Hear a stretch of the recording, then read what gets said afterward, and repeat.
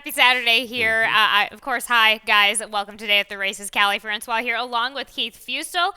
Keith, I love that you called out a runner at Delta Downs yesterday. All of a sudden, I got a call, 8:30, and it's Keith telling me we got to – I You waited didn't until pick this up. morning. You, I didn't you, pick did you up. acknowledge It was the phone 8:30. call? So It was 8:30. I see I you didn't not pick to up. call in an emergency at around 8 or 9 o'clock, and that could have been stranded on the side of the road. Well, now I know. Yeah. But here's the thing. Now I know when you call me at 8 or 9 o'clock, I know it's an emergency. Okay, So, but yes. anyway, Keith, we have a lot going on today. We're taking a look here at the track right now. It cooled off a little bit since yesterday, but hey, that's okay.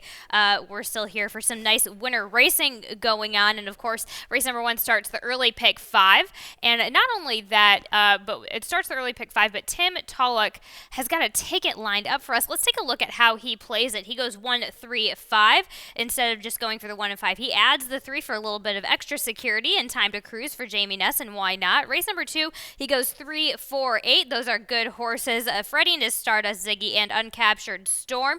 Race number 3, he goes 1, 3, and 4. Omodata, who we have a video on coming up, Vaccination, and Regal Rambo. He singles in race number 4 on the number 8 Pit Stop Man, now in the Norman Cash Barn, second off of the claim for that horse. And in race number 5, he goes with the 1 and the 7 Duke of Dooley and Elusive Image. I've got that Elusive Image in my top selection, as well as you do as well, Keith. And we'll get to that in a second, but let's start this action here in race number 1 in this claiming 40,000, going a mile and an eighth for the 3-year-olds. Keith, let's go ahead and dig into that video on our boxed around top selections, Collection Day and CHELONIAN, coming around the turn to the top of the stretch. Yeah, these two, just looking at it, most recent races, recent editions of Lasix, the figures, they are the ones to beat. I thought CHELONIAN ran very well this particular day, the 5 this afternoon, but got the lead inside and met this challenge of Collection Day, who was perched 3 deep and made that bid. They emerge in a battle, and Collection Day really had to work, Callie, from the top of the stretch. Goes clear. But it wasn't easy. No, extended to the wire. Right there, just about that, just a little bit before about that moment, I thought for a second day that CHELONIAN, Collection Day was going to get a bit tired. CHELONIAN was going to kind of carry on with it, but Collection Day, I thought Toledo just put him in that perfect spot. I think he's going to try and find that spot again, but now we have CHELONIAN on the outside of Collection Day. Collection Day is going to be taking that rail position, which I don't mind it for this one at all, because if you go back to that maiden breaking score, that was taking it to the lead and didn't look back. So it seems like this guy is pretty comfortable in any situation. Yeah, I mean, I'm not now slight weight advantage. Now CHELONIAN gets a little weight break here. A mile and an eighth. We've got an extra 16th of a mile. I think the 5 goes again. Maybe he can turn the table, see if this track holds speed a little bit more. Okay. He was dead game in defeat. Super game. In that race on the 22nd. Time to Cruise also out of there. Another Ness runner. Ness poised to have a big day. I think he's got horses in 4 races. They are all live. But Time to Cruise is an interesting. Got maybe a little lazy streak in him, but he's got ability. We're going to see it. And I think with experience, this horse is going to get better and better. The extra ground, he'll just churn on from here. He's on fire. A big effort in the mud. Very eager to the wire. Big improve on the number with the Lasix. Has every right to move up. We're going to have to move up quite a bit to kind of get past the 1 and the 5 in here. They look awfully strong. There we go. 5, 1, 3. I go 1, 5, 3. I add the 2. You add the 4, Keith. And race number 1. Race number 2 is a claiming 20,000. Also starts the early pick 4. And Keith, as per usual, you got to take it. Ooh, we got a single and an all button there. Yeah, at $14, give you some value here. Freddiness goes to the front in race 2 with a good break. We'll see how far that one goes for Ness. Also going to use Uncaptured Storm off the claim. Single, race 3, number 1, Vaccination. Like this one a lot. Big effort last time out, chasing LaMarvelous around the racetrack. Didn't give in at all. Race 4, 4 and 7. We've got 3 scratches out of the 4th. It's still a contentious race. Yes. Rominski off the claim, a little drop. Big Man can. Listen, Pit Stop Man, you can add basically all of them there and make it affordable. It's a shorter field if you like to. It's very tough to split that field in race number 4. Wrap it up in the 5th. You talk about head scratcher. There, all. That's all I got to say. You're not going to get a lot out of me in the fifth. Scratch the four. He's Pure Town, who allows this ticket to be a very affordable $14. Well, let's go ahead and see how things kick off with your early pick five, and let's dig into that first leg. In this claiming 20,000, going the one-turn mile on the dirt for the 3-year-old, scratching the number 7 Bonded. Keith, you land on the number 3 Freddiness, a Jamie Ness runner. Why not? You said he was going to have a big day. Blinkers on with Jamie Rodriguez, second time routing today. Yeah, it looks like the controlling speed to me. And looking at the breeding, we know Great Notions can go long bottom side. I dug a little deeper. Second dam, carried that speed, multiple wins on the grass. So I think it's there a little bit of a hiccup out of the break. Last time cost it, softened it up. I think with the blinkers on, the LASIKs on, should project a little bit of improvement. I don't see anybody going with him early. I think he controls it. If anybody's going to kind of jump up, you've got Uncaptured Storm. I'd like to hear what you have to say, but I think this horse off the claim with a protect move going up. Yes. Positive there. What do you give us here on Uncaptured Storm? I'm just simply seeing this horse fine. This horse was the type that maybe needed a couple of races anyway for the mental light switch to go on. It helps, of course. We've got this drop in class, but winning by 4, the lights again. Light switch really went on. Mark Schumann I think he's also Farrier kind of going off of Mark Schumann is on a little bit of a streak right now as well with his barn. So just take that and see what we can do with it, see what we can improve. Why not jump it up?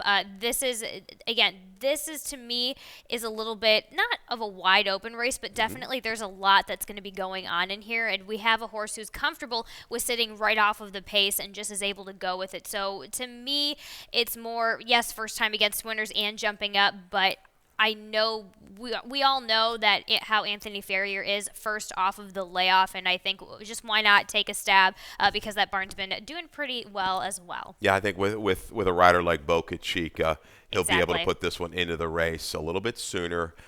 Maybe get a little bit earlier run on Freddiness and some of these other horses. He's proven it a route of ground, turning back a 16th of a mile today. Yep. Yes, Stardust Iggy, great trip last time. Tried to look like he was going to hang just a touch, but he'll work out another trip today. Right. Forrest, even the outside post doesn't bother me. We'll draft in, made a good move into a quicker pace, and kept on grinding. The one just needs a little bit better break. This is going to be third time blinkers.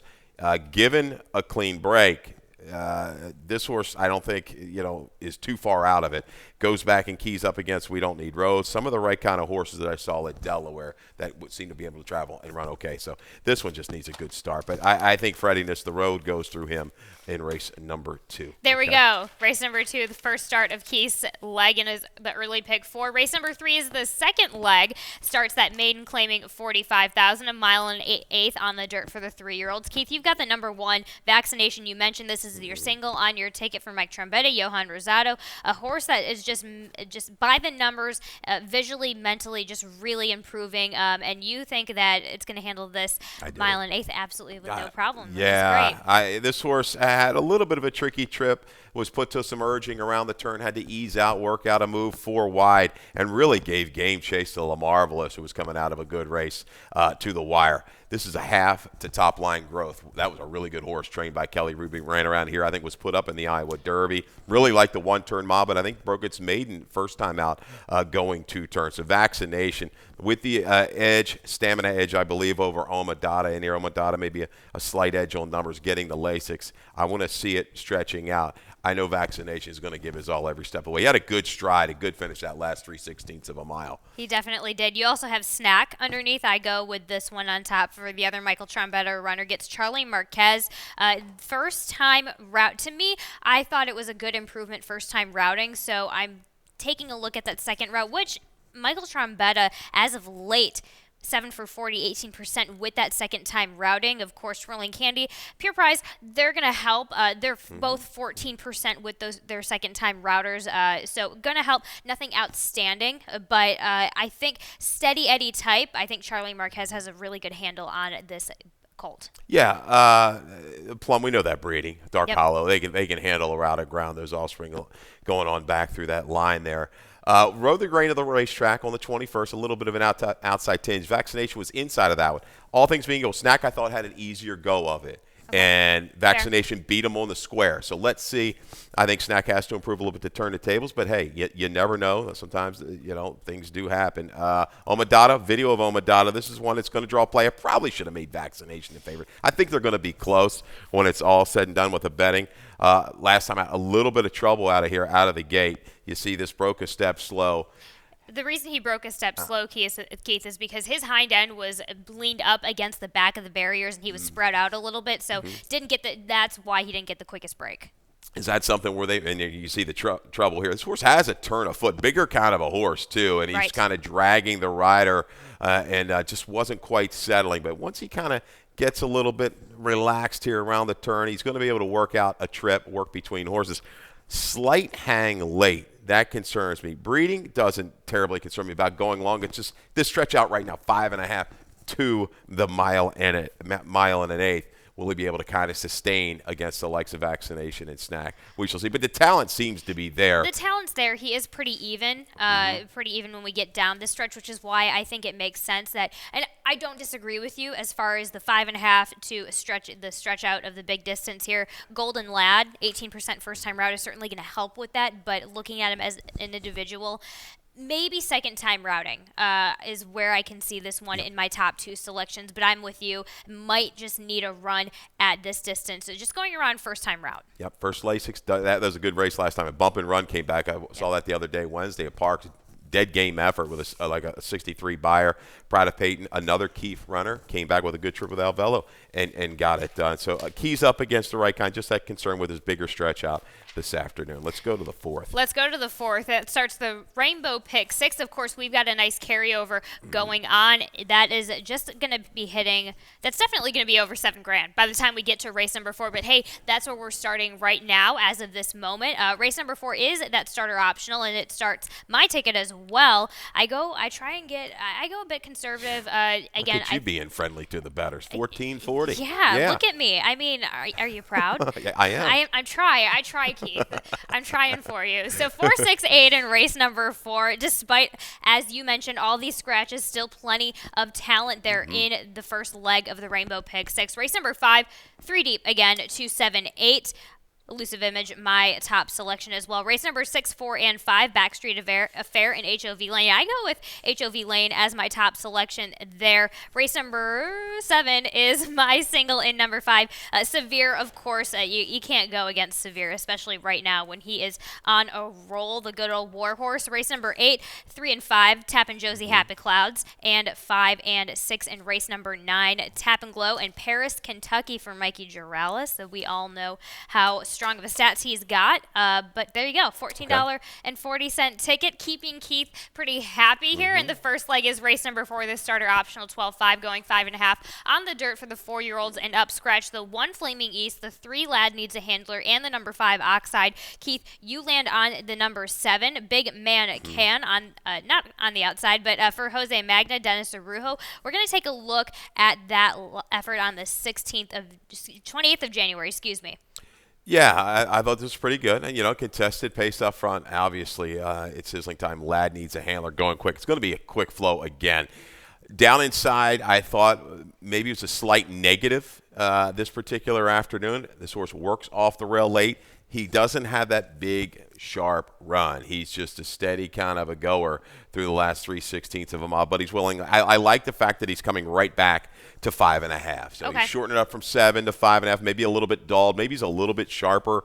With all this speed in here, I'm looking for somebody to kind of go over the top. Maybe it's Big Man Can. Rominsky, who was a scratch recently, comes back here. A little bit of a drop off the claim, but given his best, he has the ability, I think, to sit from just off of it. You may need that trip today because pit stop, man, quick tempo. They're going to go zinging. They're zinging indeed. They're going to be going off. That one, I think, quick tempo, to me, it was just a clear bounce after that such a strong effort on the 31st of December. Just really, again, wowed us, but I thought it was a bounce effort that last time out for pit stop. So I'm just being a little bit cautious, maybe coming back off of that bounce. But again, pit stop man, Norman Cash, I think it was just so dead effort in game last time out in that starter. So makes the right kind of move as well with the weight off. Yeah, sneaky little price. Maybe Montauk, Daddy. Back class, back figures. They reach in and go for this horse. Caramanos, who's familiar with this guy, this might be the one that can kind of just sit. This is a bit of a reach here. So that's the thing. It's got the bullet work coming on.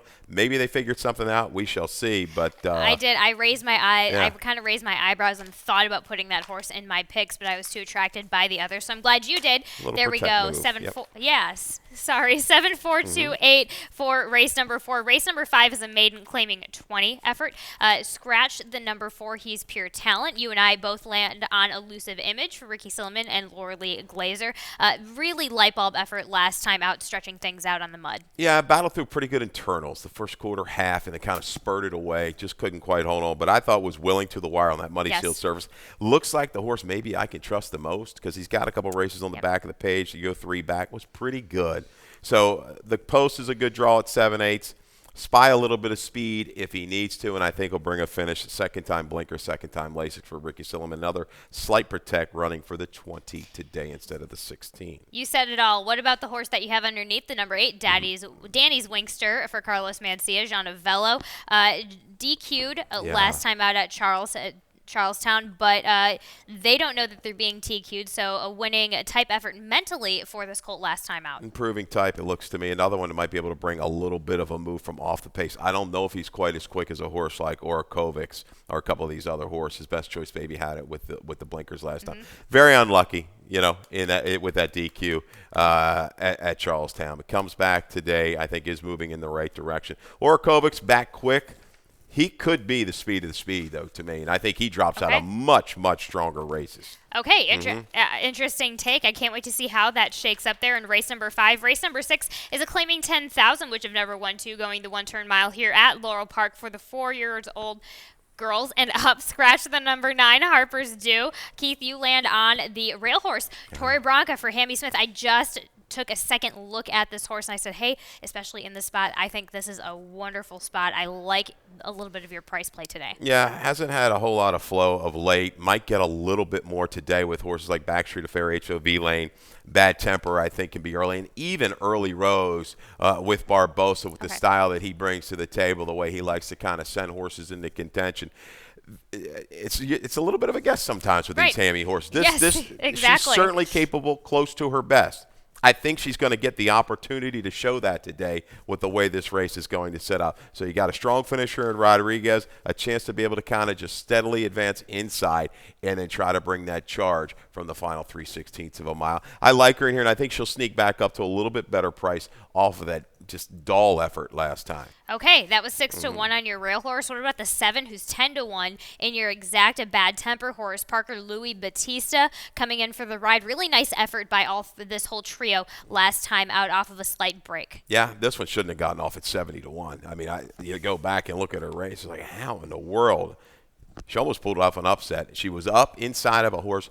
She had a rate back off. It wasn't really comfortable, and then checked. Took a lot of run out of Bad Temper, but she was able to shift out and kept on trying. Okay. I like her draw here at a mile. I think HOV Lane and Backstreet Fair might be a little bit quicker, but I think she can just kind of stalk and make a move into it. Okay. Proven at the distance to stay around against this quality of horse. I love it. I love it. Let's just quickly touch, real quick word. Okay. Oh, wait, we did talk about HOV Lane. Yes, a bit going to be the front running type of send off in this race, but really intriguing points on your understudies. Yeah, I just go for a little price in here. I think you have to in this race. Backstreet Affair, HOV Lane. It's that last 16th, eighth of a mile is the kicker there. Is it pushing the limits of both of these? We'll find out when we get to race number 6. Race number 7 is an allowance optional claiming for you, but before we get into that, we are going to have a quick commercial break.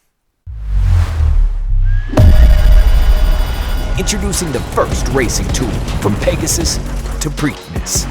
Iconic venues. Life is good, and Ron Ortiz Jr. has ran them off their feet in the Pegasus. World-class racing.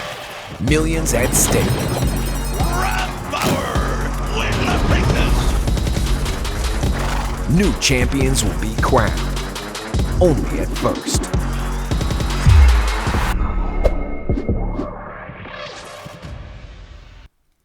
And welcome back. We're going to come back to race number 7, this allowance optional claiming, going 6 furlongs on the dirt for the 4-year-olds and up. Let's go ahead. Let's talk about the big horse of the day, Severe for Jamie Ness, Jamie Rodriguez. We're watching him strut his stuff from last time out. 26 for 64. Yeah.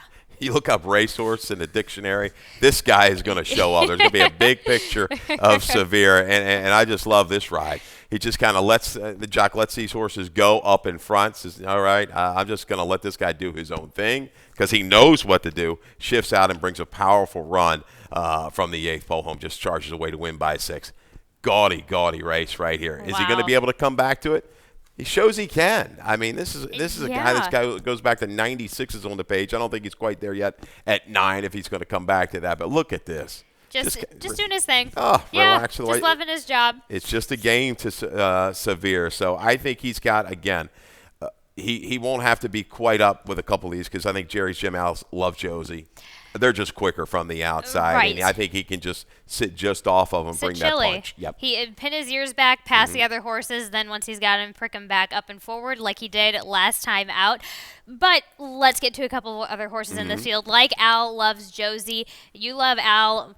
You trust Al a little bit more than I do. But I understand it. We get the drop down from these stakes, allowance action coming back down to a level for him that I think he needs at this moment. Again, I like his draw. I think if he needs to sit just outside of Jerry's Gem, he can. He can measure that speed and go on with it. He ran really big in the city of Laurel at 7/8 of a mile.